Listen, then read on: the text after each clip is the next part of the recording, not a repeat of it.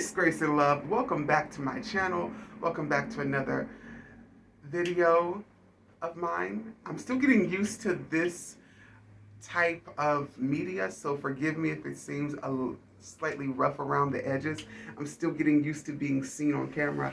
I was doing a podcast for about a year, and so I'm used to that, but this is a whole new outlet, so just bear with me. Let's grow together, okay? Today I want to talk to you about my coming out story. Truth be told, my coming out story is long-winded. I will cut it up.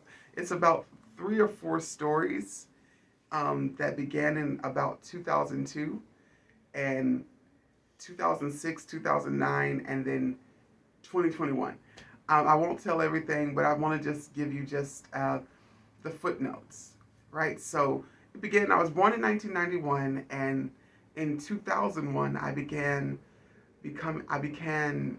ministry from the pulpits as a youth evangelist. I was a traveling missionary. I traveled from West Virginia, where I was born and raised, to Virginia, and then up to Ohio for some things, and then traveled throughout West Virginia extensively. And then I went, and when we moved to South Carolina, I began to travel and work in the Carolinas as well. I did this for about 7 years. I preached my official first sermon in 2002. And in the fall of 2002, and 2 weeks after preaching my first sermon, I discovered that I was not cis heteronormative. Truth is, I've known myself to be a girl. I was labeled male at birth, but I've known myself to be a girl since about age 4 or 5, since I first could look at myself in the mirror. I knew that I was someone other than what society or the church or anyone was calling me, but I just didn't want to say anything. So in 2002, it was at school, at a Pentecostal school, if you can believe that, in gym class, I realized, oh, I am not the cis heteronormative. At that time, I thought it was gay because I was trying to accept and pretend to be this boy. Neither of those things were true. As time went on, I held my secret because I knew I couldn't preach in Pentecostal churches. I would be kicked out of some of the churches altogether if they perceived me to be queer in any way, especially transgender. Gay at that time was bad too, but transgender was worse. So I just held on to my secret. I asked for deliverance for 4 years. And in 2006, I accepted God's will, that I was born to be queer. And I was born queer, and it was divine design. So I'm squinching because I'm trying to see the time so I can hear this out. So long story short, I held on to it. I kind of got outed because I was doing some things that I shouldn't be doing on the family computer. And my grandmother officially found out that I was not a straight male on my mother's birthday in 2006. 4 years after I discovered that I was queer, she discovered, and we went through this whole process. I'll tell her story, or I'll let her come and tell it one day. But it was really tense. This was when we first moved here. We first moved to Rock Hill, South Carolina in June 2006. So this was like September. So it was a really tense time in my life. So I continued to deny, seek deliverance, and whatever, what have you. And then eventually I was given an ultimatum. You can go cis heteronormative and continue to preach, or you can continue to be who you actually are and be silenced in the church. That was the gist of what they said. And I knew I couldn't lie. I never was a basher of queer people. I never was really a hate speech, though I did get dangerously close at times. I was never really a hate speech. I always tried to go back to love. but I knew I couldn't lie in God's face. And I knew God didn't want me to lie. So on November 18th, 2008, I thought I was ending my ministry, right? Actually, I was evolving it. And I simply stopped accepting invitations. At the time, I had even with a habitual stutter that made me sound really, it was hard to talk and hard to preach sometimes.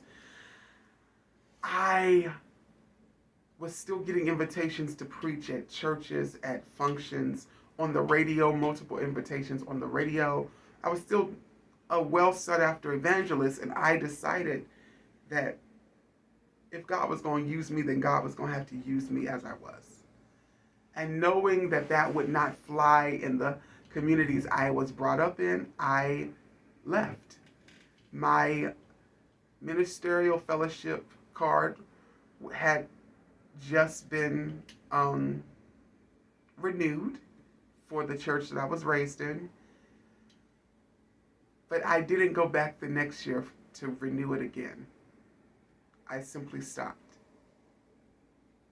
I simply didn't want it to be anymore. So I was out of the pulpit for about 6 years. Almost to the day, 6 years almost to the day. And in those 6 years, I never stopped ministering. I simply stopped preaching from pulpits, which at the time I thought all ministry was preaching from pulpits. If you don't preach from a pulpit, then you can't call yourself a minister. I didn't realize that there are so many more facets to the ministry and especially the ministry of Jesus Christ. And that's when I learned that I was hungry and you gave me something to eat. I was thirsty and you gave me something to drink. I was a stranger and you invited me in. All these that are now my cornerstone scriptures, I learned them in these 6-year period. And I would go, and in 2013, because I couldn't stop myself from bursting into sermons. Some people burst into tears or burst into laughter. I would burst into tongues or burst into stammering, burst into sermons. And so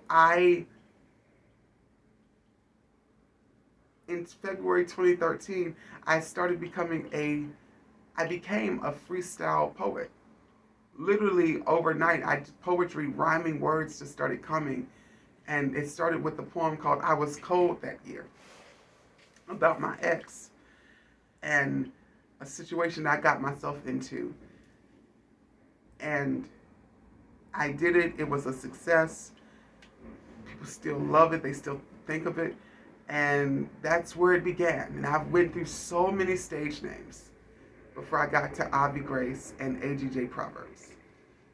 Fast forwarding a few years, I did eventually go back to the pulpit in November 9th, 2014, almost 6 years to the day, as I said. And from there, I went into the pastorate. I became a pastor on February 14th, Valentine's Day, 2016.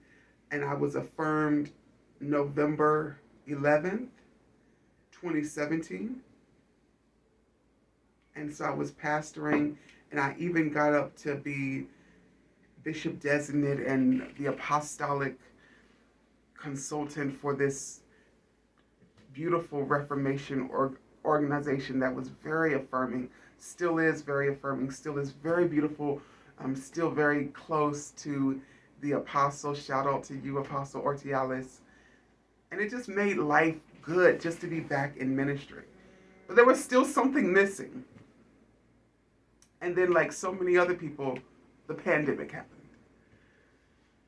Well, before the pandemic happened, the holiday, Halloween, I got sick and almost died.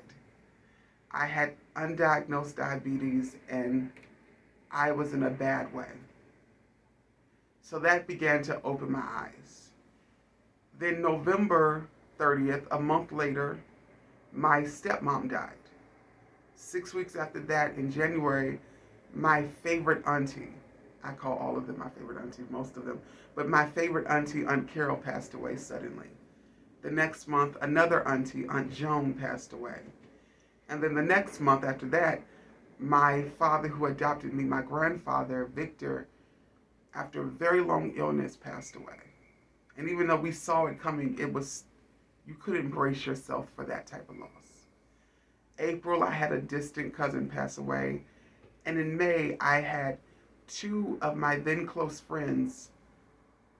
One friend's mother passed away suddenly, and a friend-in-law's mother passed away suddenly. Both of them had illnesses, but they weren't expected. I didn't expect them to pass away like that.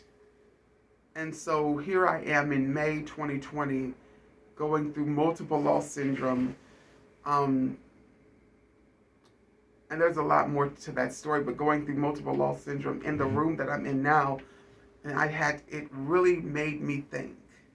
And when you can't go nowhere and you have to sit home and you can't fill your time with idlerless shopping or going to events, you literally have to sit at the walls and look at yourself and look at your life and realize, is this what life all about? And that's what I had to do. And that first week of May, that's what I did, especially with all the deaths that was around me at the time. And I realized, I said, I am transgender. It was a question that I had been raising for a few years then. I knew from a small child, but I was brainwashed. I was indoctrinated, brainwashed to believe that was a lie, that was purely Satan. I realized later on while studying liberation theology that was just what they said and what they told me to get little boys to like little girls. And because I wasn't the most feminine person, I'm not really the most masculine, but I wasn't the most feminine person. I was like, oh, well, that's not for me. I'm just a really feminine gay man. I'm not really a not as feminine trans woman. But I realized it's not about femininity, or it's learned. I'm getting off subject. May 8th, I was looking up names, and I was like, I knew I wanted it to be Middle Eastern, and I'll talk more about my name and why I chose what I did, but I chose my name May 8th, 2020, and I have been Avi ever since. Fast forward, I created an Instagram just for Avi. It was a private one for me to take private photos, or not photos of my private, but like photo before you want to tell other people, it's something just to like dip my foot in. And then I posted a picture of me. It was a face shot of me in makeup, and just as a test the waters, and it was mostly successful, mostly received with love and kindness.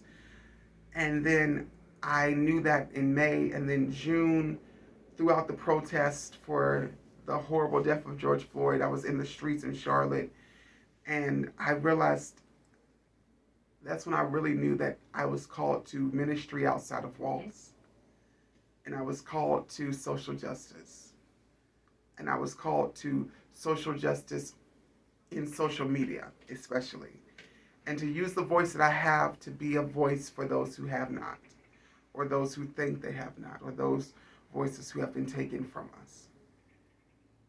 And I went through all of this under the name, not guise, under the name of Avi. And it was so good. It felt good to finally breathe, right? And then February 3rd, 2021, my 30th birthday, 2 days before that, I came out to my grandmother. That was a different story. And then February 3rd in New York City during the nor'easter. So it's a pandemic and a nor'easter, so you really can't go nowhere. I was in a hostel the size of a shoebox, basically, the size of a walk-in closet. And I came out. And when I came out, it's been different ever since. I take nothing from my journey now. I am who I am today because of Avi. And I'm so grateful for myself. I love who I was. Elder, minister, pastor, Dante, and all those names I was given. I'm grateful for the 30 years. But I'm even more grateful that those years are over. That I'm able to step into the sun. So, that's my story. The best is yet to be. Oh, and I'm recording this on November 9th, 2021, which is 7 years since I've returned to the pulpit. I think that's so awesome. And I will take nothing for my anniversaries. God bless.